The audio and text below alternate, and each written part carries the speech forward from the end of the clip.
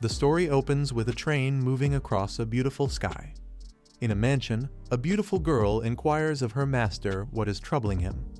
The master then informs her that Jing Jing will be returning tomorrow. He adds that while playing cards with his aunt, he learned of Jing Jing's return. He expresses concern that she might not attend the wedding due to Zhao Lion.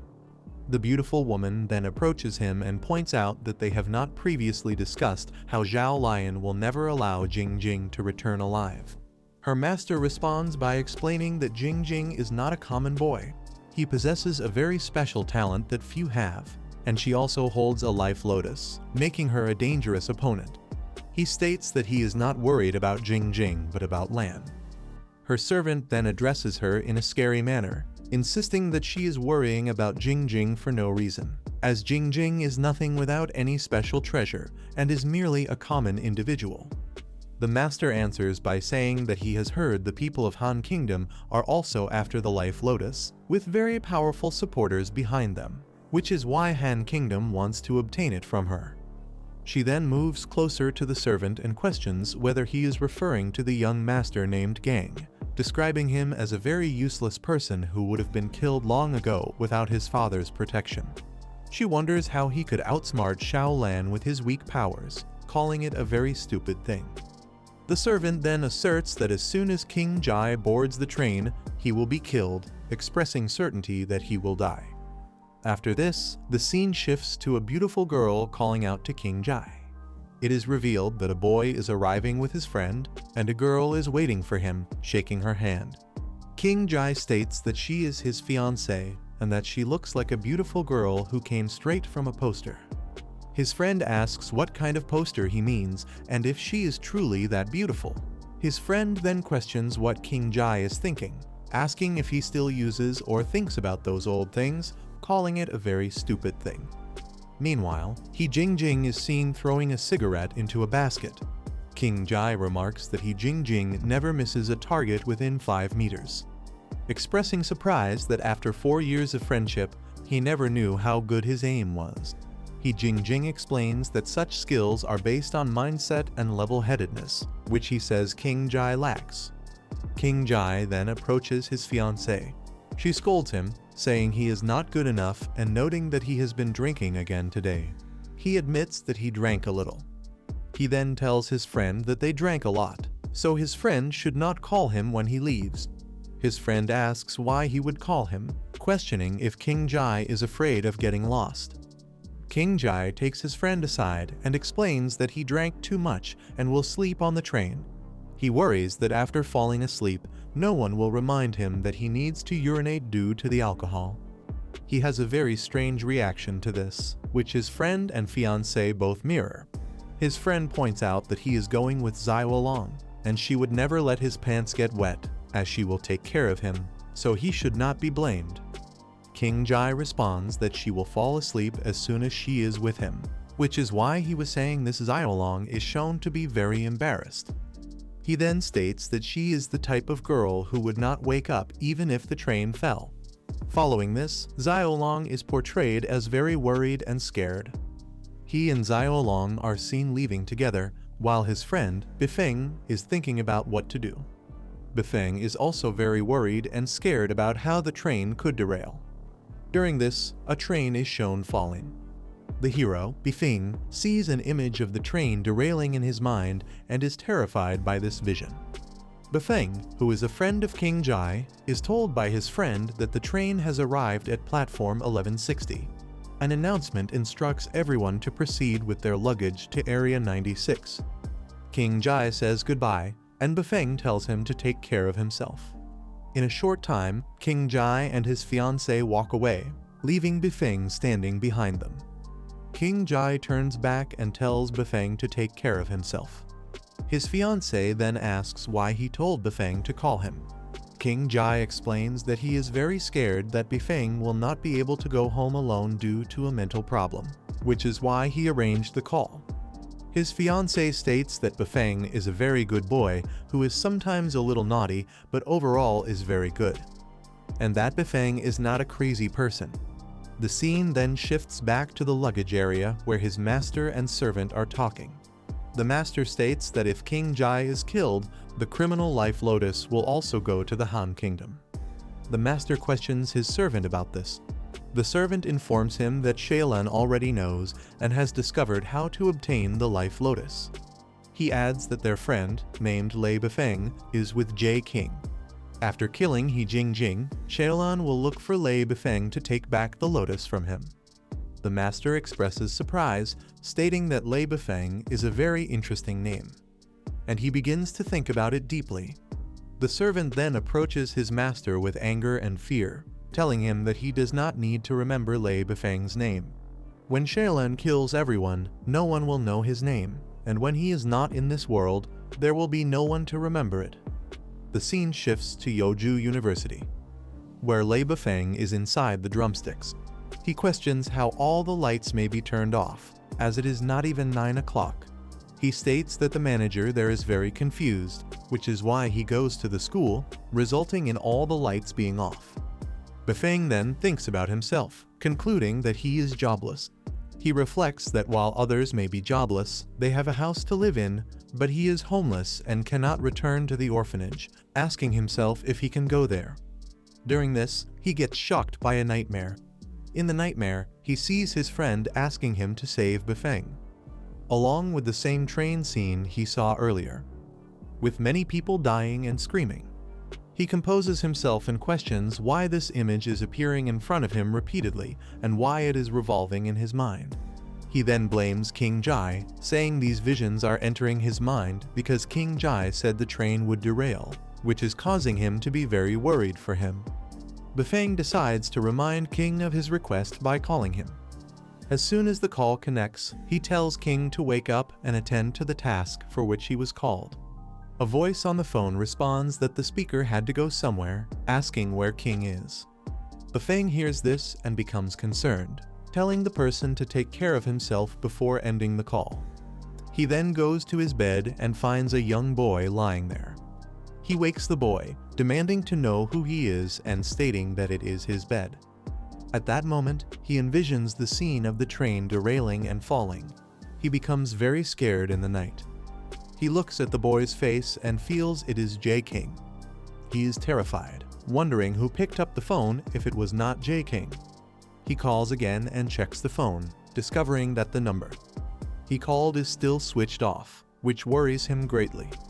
Bifeng then reaches out to his friend lying before him, shaking him and calling, "Jie King, wake up." He grows very worried because his friend's face has turned yellow and his breathing is very shallow. Deciding the condition is critical, he resolves to call an ambulance immediately. At that moment, he receives a message from Jie King that reads, "Bifeng, save me." He is shocked and remembers everything. Jie King's comment that his fiancée would not wake up even if the train derailed, and the nightmare where a voice pleaded, "Bifeng, save me." He then wonders if the Jie King lying in front of him did not send the message, questioning what other Jie King could have contacted him. The scene shifts to show Jie King lying down, very sick in the hospital. Bifeng is present, thinking that no uncle of Jie King has arrived yet, and he wonders why they have not reached. He recalls that when Jie King met with an accident, he called Jie King's second brother and sister-in-law, but he thought neither would be suitable for the situation. In the meantime, Hai H. Sing, who is Jie King's third uncle, arrives. Hai H. Sing tells Bifeng that he is a very good boy and that Jie King is very lucky to have a friend like him. He offers Bifeng some money, saying he will need it. However, Bifeng refuses the money, stating he cannot take it and does not want it. The scene is shown from the hospital window. Bifeng adds that Jie King needs the money more, so it should be used for him. Then, Hai H. Sing tells Bifeng that he has come for Jie King and knows Bifeng has not slept for 2 days due to Jie King, so he should go home and rest. Bifeng agrees, saying he will go and that Hai H. Sing should stay. Hai H. Sing also says Bifeng should go and sleep, as he is very tired and needs rest. Bifeng then leaves. After leaving, Bifeng takes out his phone and replies to a message, asking who the sender is. He thinks an imposter is messaging him repeatedly, possibly trying to prank him, and he tries to ignore it. As soon as he sends this, he receives a response claiming to be Jae King. Beifing becomes very angry, thinking this is a scam, and he considers calling the police but does not message back. At that moment, a person approaches him and asks if he is Beifing. In the meantime, it is shown that a person approaches Beifing and states that he is connected with the police and needs to investigate certain matters with him. Beifing thinks to himself that he has not even contacted the police, so their arrival is very strange and unexpected. The officer then introduces himself, saying that his name is Chen and that he can be called All Chen. The officer asks Beifing if he is the one who brought Jae King to the hospital. Beifing confirms that it was him, adding that he was also the one who took Jae King and his girlfriend, Lu Shaelan Jonesy, to the train station. A scene from a pass is mentioned, and the officer shows a video of it. Beifing explains that Jae King saw many bad things when he went to his drum and then fainted on his bed, which is why Beifing brought him to the hospital. Beifing then thinks to himself that the journey from the drum to the station takes nearly 2 hours, so he wonders how Jae King returned so quickly, finding it impossible. The officer inquires if there were any bad occurrences between Jae King and Beifing, also mentioning that he knows about Beifing's mental health issues and asks for details. Beifing responds that while he is a mental patient, he is not crazy, and he points out that Jae King's girlfriend, Lu Shaelan, was with him on the train and can verify that he is not crazy. Beifing internally reflects that he might be crazy or not, but there is no time to see a doctor. Instead, they need to focus on Jae King's condition and improve it. The officer then questions how Jae King could have returned to Beifing's house if both of them were on the train, requesting more details. Beifing looks surprised and says he does not know, suggesting that the officer ask Shaelan because she was with Jae King for a long time and would know better.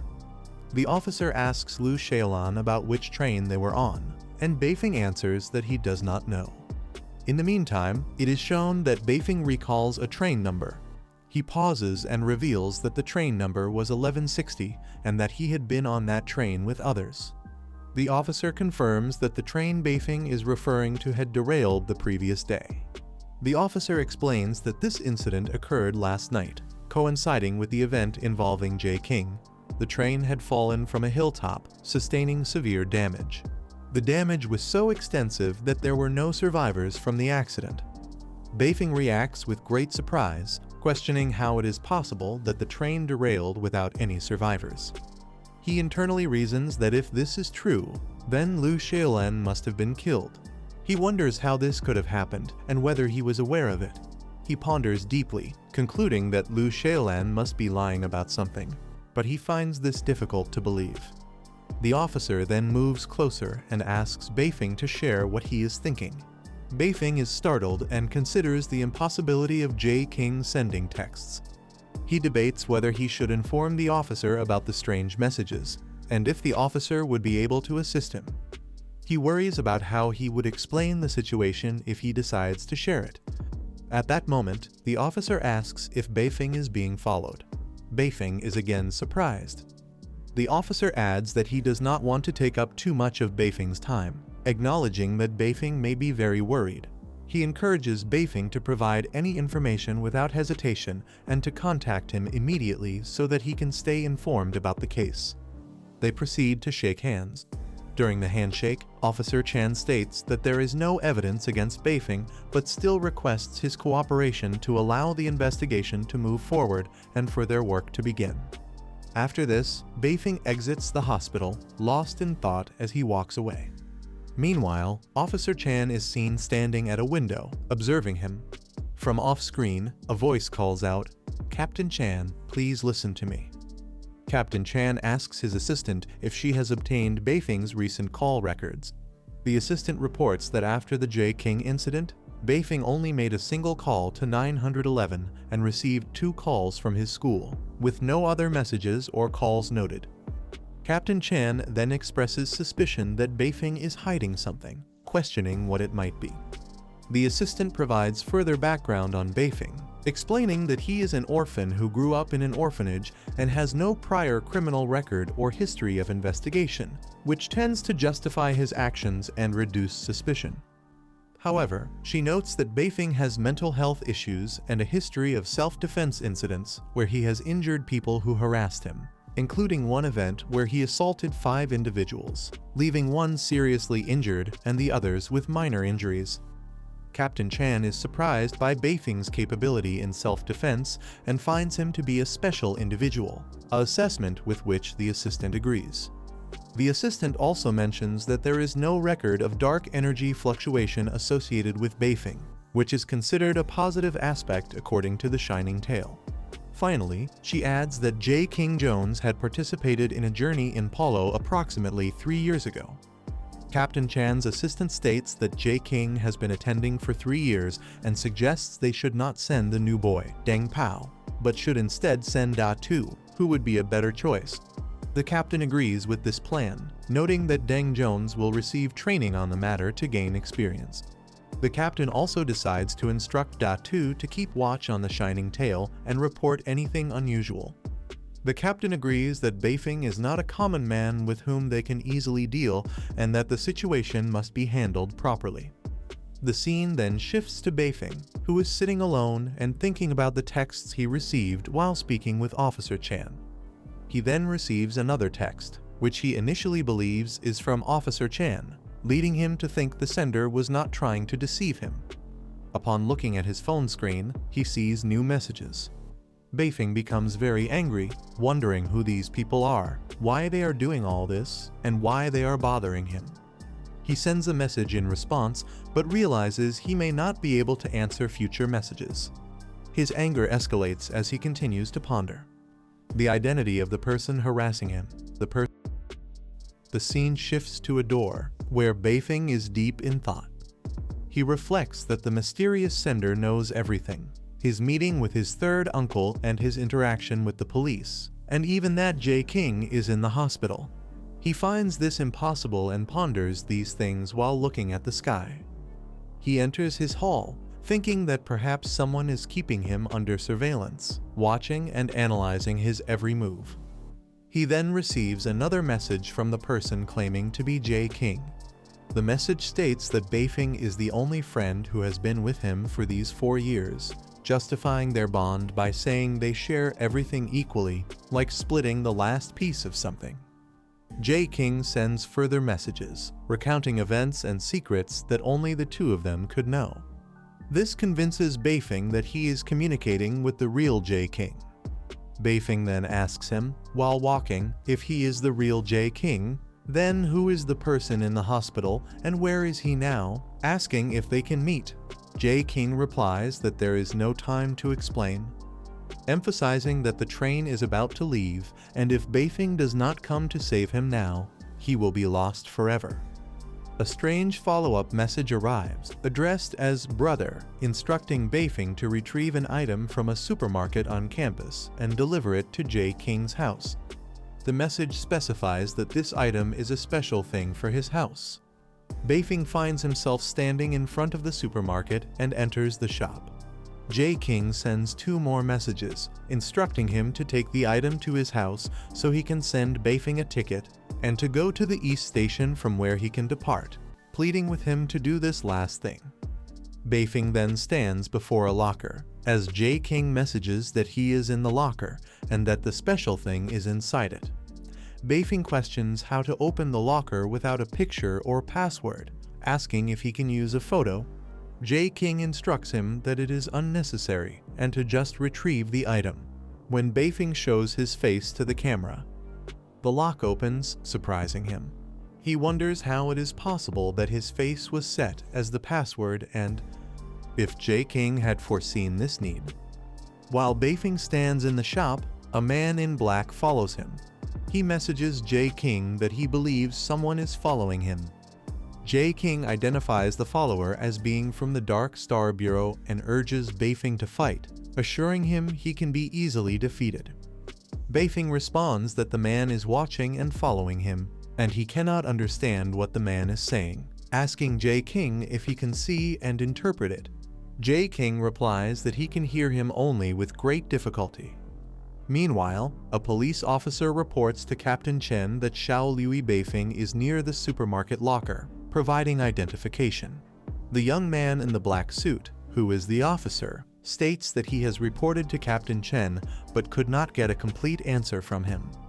The officer then is told to end his phone call and bring all the items to the bureau, leaving him confused about why he is being instructed to hang up.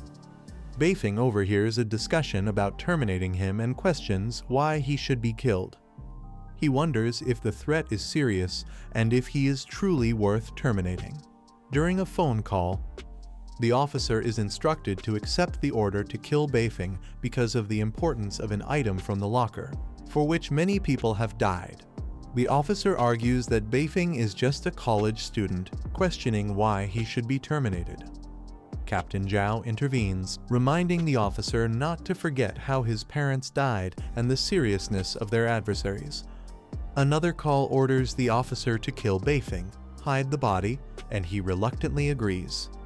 Upon arriving at the supermarket, the officer is surprised to find Beifeng gone. He turns to see Beifeng fleeing and wonders when he escaped. The officer activates a green energy on his hands, determined not to let Beifeng escape. He attempts to jump on him, but misses as Beifeng runs away.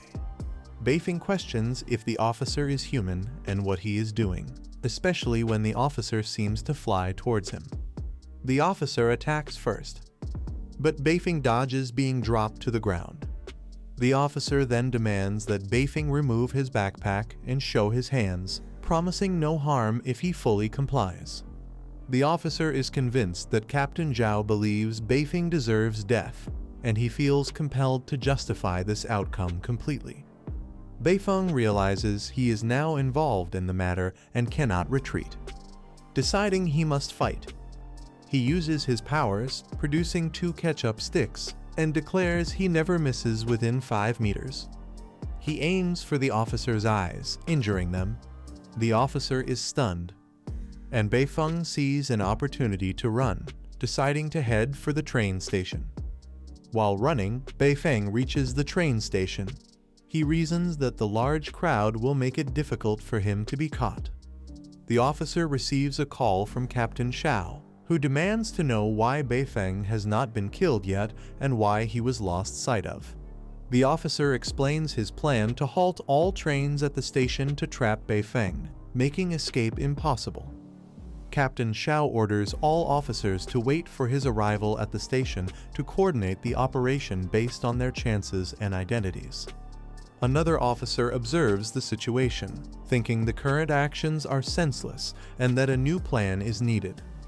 Captain Shao reiterates that the officer must kill Beifeng and retrieve the item, convinced that this will end everything. Meanwhile, Beifeng buys a ticket and is shocked to see the train number is 1160, the same train involved in the accident. He is told that the accident has been cleared and the train is back in service. Beifeng then calls Jaking while running, asking for the location of gate number 96. Jaking instructs him to go to hall number 2 and wait, advising that it would be better. Jaking runs and receives a message instructing him to go to the underpass near the restroom. Beifeng proceeds through the underpass, noting it is very dark with all the lights broken. He runs quickly, using his phone's light to see the way. As he passes through, he locates the path and decides to go out, standing on the stairs. He then exits the passageway and is shocked by what he sees. He finds himself standing in front of a train with all the passengers present. He thinks this is not possible and begins asking himself strange questions. While standing at the train station, he receives another message from Jaking asking if he has bought food for himself, as none is provided on the train. Weifeng responds, questioning why Jaking did not mention this earlier when they were at the campus market, where he could have bought something. After sending the message, he reads a reply stating that due to the emergency, Jaking forgot, and instructing him not to keep anything with him. He is surprised by this. A woman then approaches him, addressing him as young man, and offering instant noodles, noting 1 box is enough for 4 people. He considers this perfect timing. As he stands by the train door, an officer arrives and declares that selling anything there is illegal and confiscates the items. Wai Feng accuses the officer of stealing, surprising him. Wai Feng explains that the woman is his aunt who has come to see him off and brought the noodles, asserting there is nothing wrong with it, and he takes the woman's hand. He then tells the woman to take money for the noodles, as he is traveling far, and boards the train with the box, saying goodbye. The woman wishes him well, appearing happy and hopeful. Meanwhile, behind her, Dang Pao and Captain Zio arrive. Captain Zio announces that they must kill the suspect immediately, as this is their last chance. Dang Pao activates his power, thinking this is the final opportunity to kill Wai Feng. Captain Zio reflected that this was the final opportunity, but he also had a chance. Meanwhile, a man appeared behind Dang Pao, who was revealed to be Captain Chen, referred to as Young Man Stop. Dang Pao expressed surprise at his presence. Captain Zio informed Captain Chen that Lai Wai Feng had taken a very important item and they had to retrieve it immediately. Captain Chen responded that the situation was significant and instructed Captain Zio to proceed with the capture. Captain Zio had a peculiar reaction to this exchange. Captain Chen noted that Wai Feng possessed several items that could be advantageous, and he marked that Dang Pao must arrest him, reporting whether he was alive or dead. Dang Pao was astonished that Captain Zio, aware of the potential death, was giving such an order. Captain Zio approached Dang Pao, explaining that they needed to take risks, even though he didn't previously know Wai Feng was a lucky star. Dang Pao questioned why all the risk was being placed on him alone. Captain Zio answered that since Dang Pao had lost to Wai Feng initially, it was his responsibility to capture him and balance the accounts. Captain Chen then intervened, urging them to stop the conflict and allow Wai Feng to go free to de-escalate the situation. Captain Zio countered by stating that Ling Beifeng was not a dark energy user, so sending him after the power of refection would be equivalent to suicide. Captain Chen determines that it is not optimal for him to leave now. He then responds by authorizing the pursuit, indicating he will not prevent it. After this, Captain Chen muses that the young man possesses a lucky star, which is a significant blessing, and he feels certain that he will safely achieve the power of perfection and arrive at his destination. Yet he fears that upon returning, he may not survive unchanged. The focus then changes to a scene where Beifeng is traveling on train 1160 in car number 7. He lies down and is greeted with wishes for a good journey. He mentions being very tired and expresses appreciation for the chance to rest in such a soft and luxurious spot. He then checks his phone for messages and discovers one from Jay King, who asks whether he followed the required rules when boarding the train. Beifeng inquires about what is occurring and requests the complete story. Jay King replies that he is stuck and that they can converse when Beifeng reaches his location. Beifeng looks at the package and questions what it contains and its purpose. Jay King advises postponing that discussion, noting that Beifeng is already very fatigued from a long day and should sleep and rest instead. Beifeng considers this and decides that the package must hold a very valuable treasure. Beifeng reflects that overhearing the conversation about Captain Zhao convinced him many people died for the package. An announcement then states the train will make an unscheduled stop, which shocks and scares him. He hears knocking and a voice demanding the door be opened. Beifeng thinks he has never left his compartment. The pleas outside change, with a child and a man now begging for the door to be opened. Beifeng grows fearful, remembering an announcement that no strangers should enter the compartments. He shouts for them to stop bothering passengers and leave. A voice outside screams about buying a ticket, then falls silent after the train attendant intervenes. Beifeng realizes the man was likely just trying to save his ticket, not a robber. Another announcement warns passengers the train is stopping at Hai Chilling and to prepare to disembark carefully. Beifeng thinks he will relax once the train moves again. Suddenly, a woman appears at his door, screaming to be let in. He is terrified, wondering if she is the same woman from before and if he is going crazy. The voices grow louder and a green light spreads around him. He feels an itch on his neck, which hurts, and he questions why it feels like something is growing. Two dangerous flies then emerge from his neck, surrounded by the green light.